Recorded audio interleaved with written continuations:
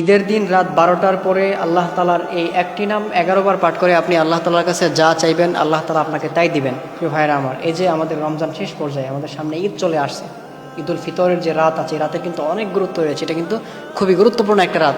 এটা আমার কথা নয়, হাদিসের মধ্যে আসছে। আল্লাহর হাবিব সাল্লাল্লাহু আলাইহি ওয়াসাল্লাম জানিয়ে দিয়েছেন যে 5 রাতের দোয়া আল্লাহ তালা কখনো ফিরিয়ে দেন না।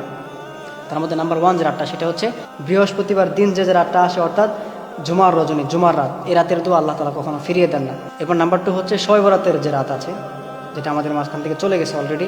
এই শবে বরাতের রাতে আপনি আল্লাহ তালার কাছে যেই দোয়া করবেন আল্লাহ তালা আপনার সেই দোয়াটাই কবুল করে নেবেন। এরপর নাম্বার 3 যে রাতটা, সেটা হচ্ছে ঈদুল ফিতরের যে রাত। এই যে আমাদের সামনে ঈদুল ফিতর চলে আসছে, ঈদুল ফিতরের যে রাত আছে, এই রাতের দোয়া আল্লাহ তালা কখনো ফিরিয়ে দেন না। এরপর নাম্বার 4 হচ্ছে ঈদুল আজহার রাত, আমাদের সামনে যে কুরবানি ঈদ আছে, এই রাতের দোয়া আল্লাহ তালা কখনো ফিরিয়ে দেন না। এরপর নাম্বার 5 যেটা লাস্ট যেটা, সেটা হচ্ছে আপনার আরাফার দিনের যে রাত আছে, এই রাতের দোয়া আল্লাহ তালা কখনো ফিরিয়ে দেন না। এই 5 রাতের দোয়া আল্লাহ তালা কখনো ফিরিয়ে দেন না। এই 5 রাতে বান্দা আল্লাহ তালার কাছে যে দোয়াই করবে আল্লাহ তালা সেই দোয়াটাই কবুল করে নেবেন।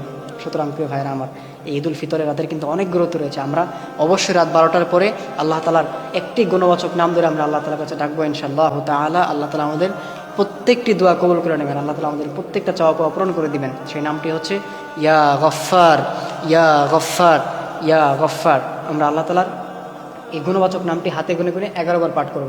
11 বার পাঠ করে এরপর আমরা আল্লাহ তালার কাছে দোয়া করবো। তবে অবশ্যই দোয়ার পূর্বে আপনারা দুরূদ পাঠ করে নেবেন। দুরুদের মধ্যে সবথেকে উত্তম যে দুরুদ, সেটা হচ্ছে দুরুদ ইব্রাহিম, যেটা আমরা নামাজের মধ্যে পড়ি।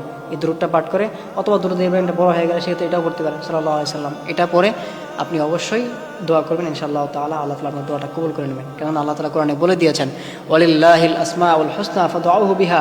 ও গোলামেরা, আমার যে সুন্দর সুন্দর নামগুলো রয়েছে, আমার যে কিছু গুণবাচক নাম রয়েছে, তোমরা যদি আমি আল্লাহ তাআলা সেই নামগুলো ধরে আমাকে ডাকতে পারো, আমি আল্লাহ তাআলা তোমাদের ডাকে সঙ্গে সঙ্গে সাড়া দেবে। জন্য অবশ্যই প্রিয় ভাইরা আমার, আমরা আল্লাহ তাআলার এই গুণবাচক নামটি ধরে আমরা ঈদের দিন রাত 12টার পরে আল্লাহ তাআলার এই গুণবাচক নামটি আমরা হাতে গুনে গুনে 11 বার পাঠ করে এরপর আমরা আল্লাহ তাআলার কাছে দোয়া করবো ইনশাআল্লাহ তাআলা। আল্লাহ তাআলা আমাদের প্রত্যেকটি দোয়া কবুল করে নেবেন।